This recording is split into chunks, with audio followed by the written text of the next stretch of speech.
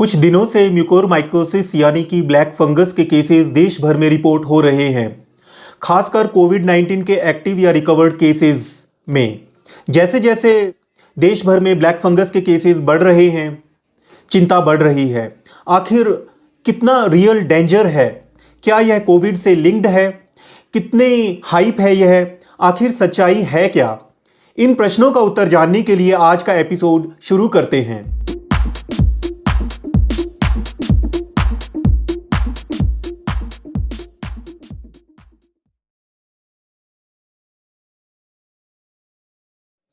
एक 2017 की स्टडीज के अनुसार हर साल हमारे देश में लगभग 9 लाख ब्लैक फंगस के केसेस रिपोर्ट होते हैं। वहीं इसी रिपोर्ट के हिसाब से बाहर के देशों में यह संख्या लगभग 10,000 है हर साल। यदि यूएस की बात की जाए तो वहां पर हर 10 लाख पॉपुलेशन पर लगभग 2 केसेस रिपोर्ट होते हैं। जहां कोविड-19 की महामारी से पहले ब्लैक फंगस के केसेस ज़्यादातर ट्रॉमा के केसेस में मिलते थे, और वह भी जब नेचुरल कैलेमिटीज़ होती थी, जैसे कि तूफान आना, बाढ़ आना, भूकंप आना, उस दौरान जो लोगों को चोट होती थी, या फिर जो डायबिटीज़ के शुगर के पेशेंट्स हैं उनके अंदर।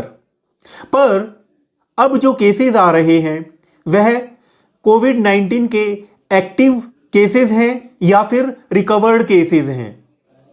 वेस्टर्न कंट्रीज में यह एसोसिएशन ना के बराबर है, और सिर्फ 50 से कम क्लस्टर केसेस रिपोर्ट हुए हैं, वह भी सुनामी या फिर टाइफून्स के रिलेशन में मिले हैं।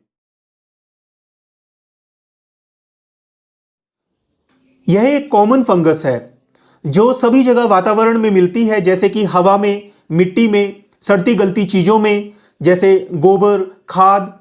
यह हवा में स्पोर्स के रूप में, यानी कि इस तरह से समझिए कि स्पोर्स मतलब बीज, और मिट्टी में हाइफे के रूप में इसको ऐसे समझ सकते हैं कि जैसे प्लांट जो होता है।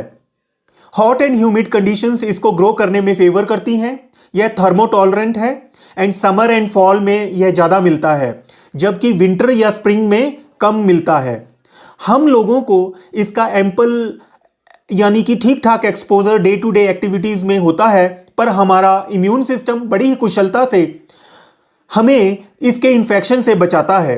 लेकिन अनकंट्रोल्ड ब्लड शुगर और इम्यूनिटी कम होने की स्थिति में यह फंगस हमारे शरीर में हावी हो जाती है और इन्फेक्शन करती है। मौका मिलने पर इन्फेक्शन करने को हम अपॉर्चुनिस्टिक इन्फेक्शन कहते हैं। तो ब्लैक फंगस एक अपॉर्चुनिस्टिक इन्फेक्शन है। यह कैंसर की तरह बड़ी तेजी से एंजियो इन्वेजन करके फैलती है, और जो भी बॉडी पार्ट इसके कांटेक्ट में आता है उसे खा जाती है। एंजियो इन्वेजन का मतलब यह खून की नाली में जाएगी, उसके अंदर पहुंचकर उसको ब्लॉक कर देगी, और ब्लड सप्लाई जिस भी टिश्यू की खत्म होगी वह मर जाएगा, और बाद में उसका काला रंग पड़ जाएगा, और 3 से 7 दिनों में सिम्टम्स दिखने लगते हैं। इसीलिए जिन लोगों में रिस्क फैक्टर्स हैं उन लोगों को सिंपल नज़ला जुखाम को एक बैक्टीरियल साइनोसाइटिस सोच के नज़रअंदाज नहीं करना है। अब ये रिस्क फैक्टर्स क्या हैं? ये रिस्क फैक्टर्स हैं uncontrolled diabetes mellitus, steroid use, any viral illness, monoclonal antibodies जैसे कि टोसिलिजुमाब, जो कि बिल्कुल ही कोविड-19 के सिक पेशेंट्स हैं उनमें दी जाती है, उसका यूज़ हुआ हो, कोई कैंसर पेशेंट हो, पेशेंट जो कि कीमोथेरेपी पर है, माल न्यूट्रिशन का पेशेंट जिसमें पोषक तत्वों की कमी है, टीबी का पेशेंट, रीसेंट सर्जरी हुई हो जिसमें ऑर्गन ट्रांसप्लांट हुआ, जिसमें कोई किडनी का पेशेंट है जिसका लॉन्ग आईसीयू स्टे है, या फिर कोई भी इम्यूनो डेफिशिएंसी डिसऑर्डर है किसी को, मतलब कि जिसमें इम्यूनिटी कम होती है, ऐसा डिसऑर्डर है, ऐसी बीमारी है, आईवी ड्रग एब्यूज़ का पेशेंट, एचआईवी पेशेंट। यदि इन सब में से कुछ भी आपको है तो आपको इसको नज़रअंदाज नहीं करना है। अदरवाइज आप नज़रअंदाज कर सकते हैं, कुछ वेट कर सकते हैं। लेकिन इम्यूनो कंप्रोमाइज़ जो कंडीशंस मैंने अभी गिनाई, इनमें से यदि कुछ भी है आपको, एक है तो कम रिस्क है, 2 कंडीशंस हैं तो थोड़ी ज़्यादा रिस्क है, 3 हैं, 4 हैं, 5 हैं। जितने ज़्यादा रिस्क फैक्टर्स होंगे उतनी ज़्यादा आपको ब्लैक फंगस की रिस्क होगी। तो आपने इन जो सिम्टम्स हैं इसके उसको नज़रअंदाज नहीं करना है। इसलिए आपने हेजिटेट नहीं करना है एग्रेसिव इन्वेस्टिगेशंस करने के लिए। और इन्वेस्टिगेशंस क्या होंगी कि पोटाशियम हाइड्रोक्साइड के ऊपर हम इसकी बायोप्सी करके या फिर एंडोस्कोपी से नाक में से निकाल के या फिर उसको काट के खुरचन उसकी हम पोटाशियम हाइड्रोक्साइड जो स्लाइड पर रखा हुआ है उसमें डालेंगे और माइक्रोस्कोप के अंदर देखेंगे। इस तरीके से डायग्नोसिस हो जाता है। या फिर एमआरआई ब्रेन करना पड़ता है कॉन्ट्रास्ट स्टडीज के साथ में, या फिर लंग का एचआरसीटी करना पड़ता है यदि लंग की हम सस्पेक्ट कर रहे हैं। ऐसा लगता है कि कोविड महामारी में ब्लैक फंगस के केसेस हमारे देश में बहुत ज़्यादा आए हैं बजाय दूसरे देशों के। यह किस वजह से है, यह अनसर्टेन है, पता नहीं है। इसके पेशेंट फैक्टर्स हैं, इसके वायरल फैक्टर्स हैं, इसके ट्रीटमेंट फैक्टर्स या हेल्थ केयर एसोसिएटेड फैक्टर्स हैं, इसके एनवायरमेंटल फैक्टर्स हैं। मतलब कि ये कारण हो सकते हैं। तो सबसे पहले हम पेशेंट फैक्टर्स पर बात करते हैं। पेशेंट फैक्टर्स में सबसे बड़ा जो कारण निकल कर आ रहा है वह है कि लोगों को अनकंट्रोल्ड डायबिटीज या ब्लड शुगर हाई है। अब इससे होता क्या है, इससे होता यह है कि यह कीमोटैक्सिस को कम कर देता है हमारे WBC सेल्स को। ये WBC सेल्स हमारी जो इम्यूनिटी है उसमें यह एक सोल्जर्स की तरह काम करते हैं। जहां पर इंफेक्शन होता है बॉडी में, ये वहां पर जाएंगे, दौड़ कर जाएंगे और वहां जाके अपने हथियार यानी कि 2 मैकेनिज्म्स हैं इनके पास, oxidative and non oxidative mechanisms, उनसे फंगल इन्फेक्शन को खत्म करते हैं। तो शुगर सबसे पहले क्या करती है, उसकी जो दौड़ है उस तरफ इन्फेक्शन जहां पर भी है या उसको स्लो कर देगी या खत्म कर देगी। नंबर 2, जो इसके हथियार हैं यदि ये मान लो पहुंच भी जाएंगे कुछ वहां पर, तो जो ऑक्सीडेटिव और नॉन ऑक्सीडेटिव मैकेनिज्म्स हैं उनको भी ये बिल्कुल बेअसर कर देती है। तो इस तरीके से इन्फेक्शन को बढ़ने का मौका मिलता है। और दूसरा जो पेशेंट फैक्टर्स में कारण है वह है कि इंडिया जो है वो डायबिटिक कैपिटल है। यहां पर हर 100 लोगों में से लगभग 11.8% मतलब कि 11.8 लोग, लगभग 12 केसेस, यानी कि 100 लोग यदि हमारे देश में हैं तो 12 लोगों को शुगर अनकंट्रोल्ड है, डायबिटीज है उनको। तो नेचुरली जब शुगर के पेशेंट्स ज्यादा होंगे तो रिस्क ज्यादा होगा, जब रिस्क ज्यादा होगा तो केसेस ज्यादा होंगे। तो अब बात करते हैं हम वायरल फैक्टर्स की। वायरल फैक्टर्स में कोई भी वायरल इलनेस जो होती है वह हमारे WBC सेल्स को कम करती है। कोविड-19 भी एक वायरल इलनेस है, यह भी WBC सेल्स को कम करती है, हमारी इम्यूनिटी को कम करती है। मतलब कोविड जो इन्फेक्शन है वह हमारे खून में यानी कि सीरम फेरिटिन को बढ़ाती है।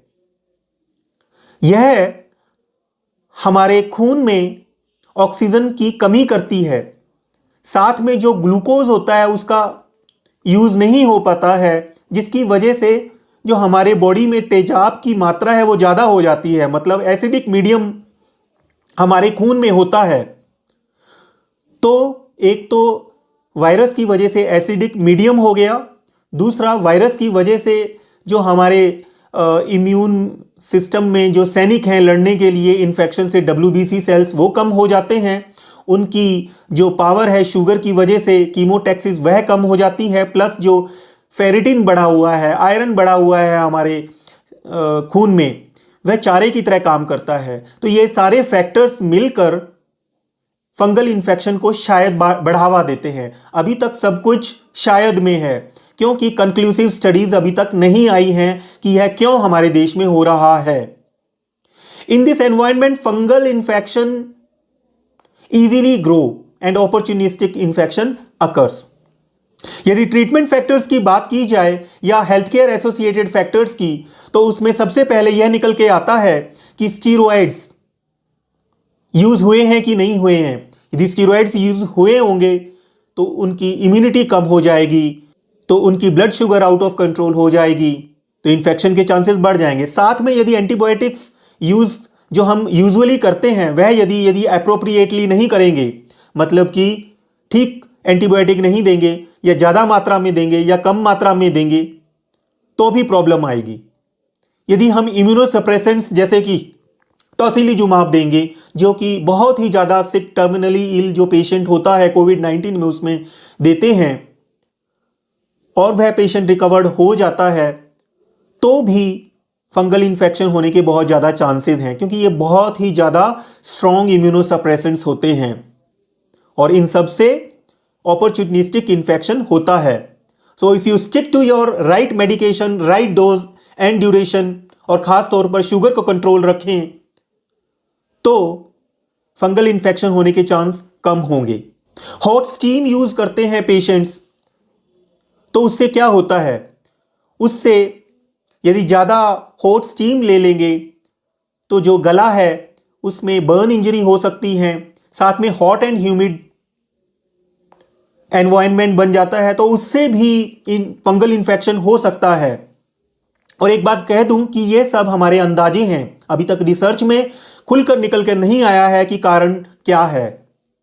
हम जिंक सप्लीमेंट्स यूज कर रहे हैं यह सोच के कि जिंक जो है वो एंटीवायरल है, लेकिन यदि उसको लंबे समय तक यूज करेंगे, मतलब एक हफ्ते तक यूज कर लिया कोई बात नहीं, लेकिन आप कुछ ज़्यादा लंबे समय तक यदि जिंक का यूज करेंगे तो जो भी मेटल होता है वो फंगस की ग्रोथ के लिए एक फोडर का काम करता है। तो जिंक यदि होगा ज़्यादा मात्रा में तो वो भी फोडर का काम करेगा। यह भी एक अंदाजा है, अभी तक रिसर्च में खुलकर कुछ भी निकल के नहीं आया है। अनहाइजीनिक सिलेंडर्स यूज करेंगे यदि हम उसमें ऑक्सीजन फिल करेंगे, यह भी एक कारण हो सकता है। इंडस्ट्रियल ऑक्सीजन यूज की जा रही है हमारे देश में, क्योंकि ऑक्सीजन की कमी हो गई थी, मेडिकल ऑक्सीजन की कमी हो गई थी।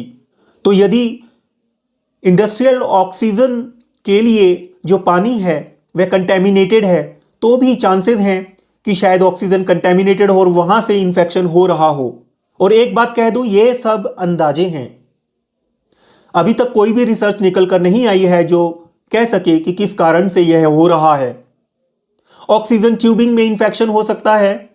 नॉन स्टेराइल मेडिकल डिवाइसेस यदि यूज करेंगे, यदि आप जो बैंडेजेस यूज कर रहे हैं वो भी स्टेराइल नहीं होंगी, इंफेक्शियस होंगी। जो ह्यूमिडिफायर जो ह्यूमिडिफाई करने के लिए ऑक्सीजन के लिए जो पानी यूज कर रहे हैं वह यदि इन्फेक्टेड है तो भी इंफेक्शन हो सकता है। नेगेटिव प्रेशर रूम्स हैं। नेगेटिव प्रेशर रूम्स मतलब बाहर की हवा अंदर आएगी, अंदर की हवा बाहर नहीं जाएगी। ऐसा आईसीयूज में होता है, जिस वायरल लैब्स में होता है।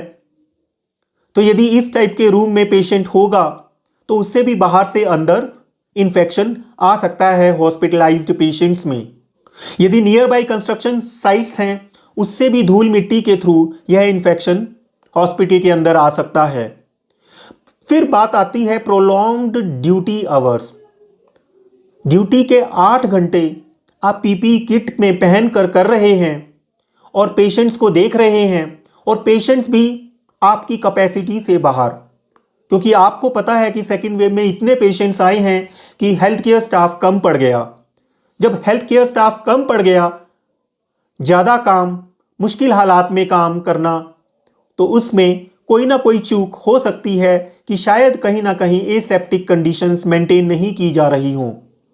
और एक बात फिर से कह दूं, ये सब हमारे अंदाजे हैं, कोई नहीं जानता कि रियल कारण है क्या। ब्लैक फंगस का होना हमारी हेल्थ केयर सिस्टम की कमियों को दर्शाता है।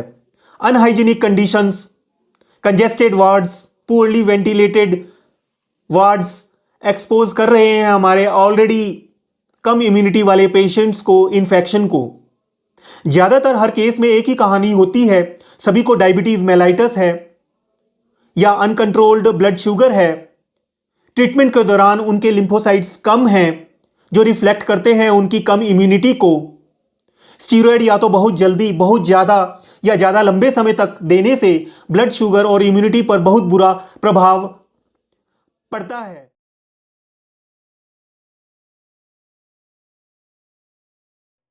जो इन्फेक्शन है हवा से हमारी नाक में जाता है और हमारी जो फोरहेड है, हमारी जो चीक बोन्स हैं, हमारी जो नाक है, इनके अंदर जो एयर पॉकेट्स हैं, जो खोखली जगह है जिन्हें हम साइनसेस कहते हैं, वहाँ जाके बैठ जाता है।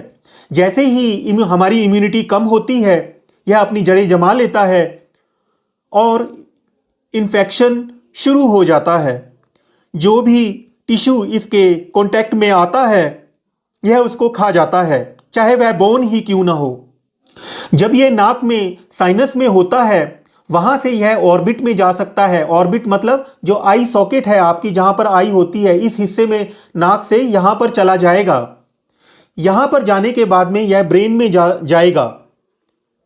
कैसे? या तो डायरेक्ट कंटिन्यूटी में जाएगा या फिर ब्लड वेसल यानी खून की नाली के अंदर जाके ब्लड सप्लाई को रोक के, टिश्यू को मार के जब मर जाएगा, वो गल जाएगा। उसके बाद यह आगे बढ़ता रहता है। यदि यह नाक में होगा जब, तो उस समय में सबसे अर्लीस्ट जो आपको साइंस आएंगे वे सिर दर्द के आएंगे, नजला जुकाम के आएंगे, नेजल डिस्चार्ज के आएंगे, जहां से कोई ब्लैकिश पदार्थ निकल रहा होगा। पेन होगा आपकी चीक बोन्स में, फोरहेड में, जो कि बहुत ही जल्दी बहुत सीवियर हो जाएगा। आपको फीवर हो भी सकता है, नहीं भी हो सकता है। यदि वह ऑर्बिट में आएगा तो यहां आके यह जो आंख के चारों तरफ जो मसल्स हैं हमारी, जो आंख को राइट लेफ्ट ऊपर नीचे घुमाती हैं, उनको जब ये खत्म करेगा, इन्फेक्ट करेगा, तो आपको विजन की डिस्टर्बेंसेस आएंगी। जैसे कि ब्लरिंग ऑफ विजन हो जाएगा, दो दो दिखेंगे, या फिर विजन लॉस ही हो जाएगा।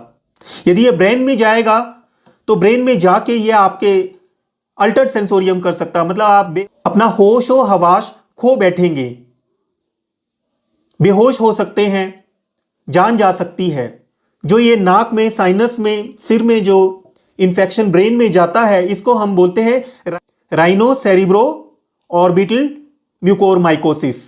यदि ये नाक के जो साइनसेस हैं वहां से आपके लंग्स में चले जाएं, तो लंग्स में जाके यह ब्लड वेसल्स को ब्लॉक करके और टिश्यूज को डैमेज करके वहां पर एक कैविटी बना देंगे।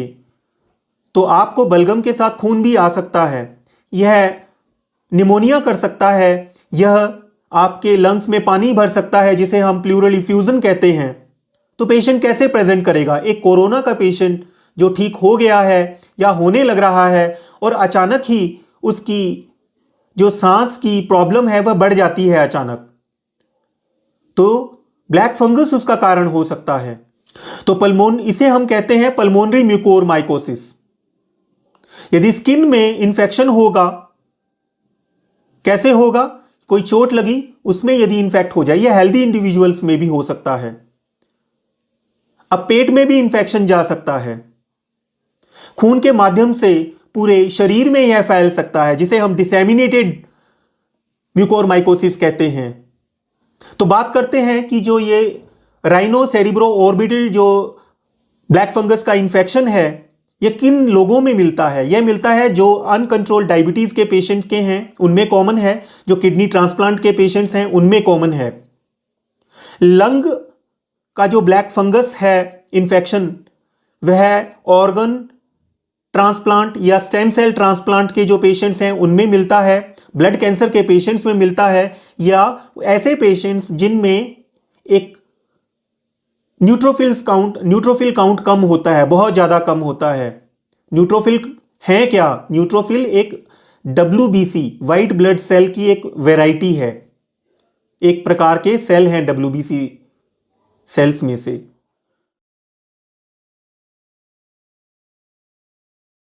जो सबसे पहली मिथ है वह है कि यह ब्लैक फंगस है। ब्लैक नहीं, वाइट है।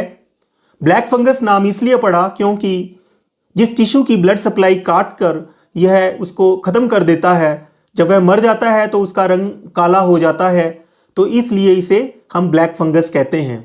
यह एक दूसरे को फैलता नहीं है। लोग सोचते हैं कि यह फैलता है, यह फैलता नहीं है। इसकी कोई वैक्सीन भी नहीं है। यह सभी कोविड पेशेंट्स में नहीं होता है, यह नॉर्मल लोगों में भी नहीं होता है।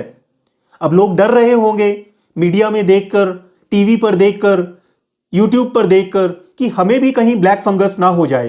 तो एक चीज मैं आपको बिल्कुल क्लियरली बता देना चाहता हूं कि ब्लैक फंगस उन लोगों को होता है जिनको रिस्क फैक्टर्स हैं। सिर्फ कोविड हुआ है, रिकवर हो गए हैं, ऐसा नहीं। तो ये रिस्क फैक्टर्स हैं क्या? ये मैं पहले ही बता चुका हूं आपको। जितने ज्यादा रिस्क फैक्टर्स होंगे उतनी ज्यादा रिस्क होगी। और हां, जो नॉर्मल पेशेंट होगा जिनमें रिस्क फैक्टर्स नहीं होंगे, ऐसे रिकवर्ड पेशेंट्स में उतनी ही रिस्क है जितनी आपकी एक लॉटरी लगने के चांसेस हैं। तो अब आप बताइए कि कितनी रिस्क है आपको? रिस्क है लेकिन बहुत कम। तो अब बात करते हैं कॉस्ट ऑफ ट्रीटमेंट की। ट्रीटमेंट जो है वह है सर्जरी, मतलब जो भी डेड टिश्यू है उसको इन्होंने डिब्राइड कर देना है, मतलब सर्जरी से निकाल देना है। उसके बाद में इन्होंने एक एंटी फंगल ड्रग जो कि एम्फोटेरिसिन भी है वह देंगे। सेम वे जैसे कैंसर में होता है, कैंसर वाले पार्ट को बाहर निकाल देते हैं और कीमोथेरेपी देते हैं। तो यहां पर भी सर्जरी करेंगे, उसके बाद में आपको एम्फोटेरिसिन भी देंगे, एंटी फंगल ड्रग।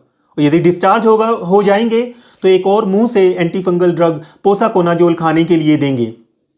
तो जो सर्जरीज हैं, डिब्राइडमेंट किसे कहते हैं कि सफाई करना, वह मल्टीपल सर्जरीज करनी पड़ सकती हैं। एक बार किया, फिर कुछ बच गया, दोबारा किया, तीसरी बार किया, लाइक दैट।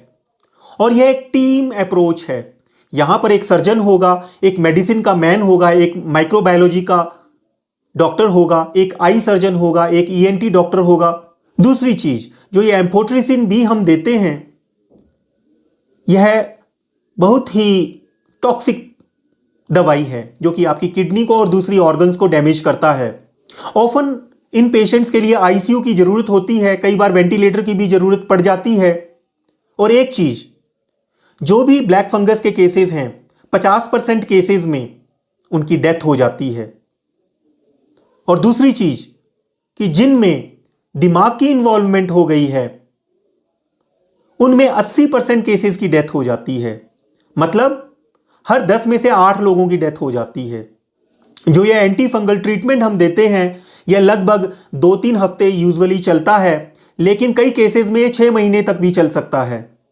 और खर्चे की यदि बात की जाए तो हर दिन का 3500 रुपए से लेके 8000 रुपए तक का खर्चा आ सकता है।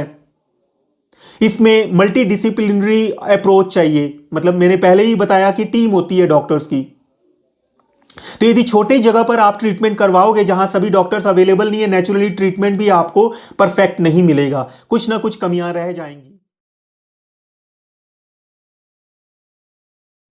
तो अब बात करते हैं कि क्या किया जाना चाहिए इसको प्रिवेंट करने के लिए, because prevention is better than cure. All focus should be on prevention.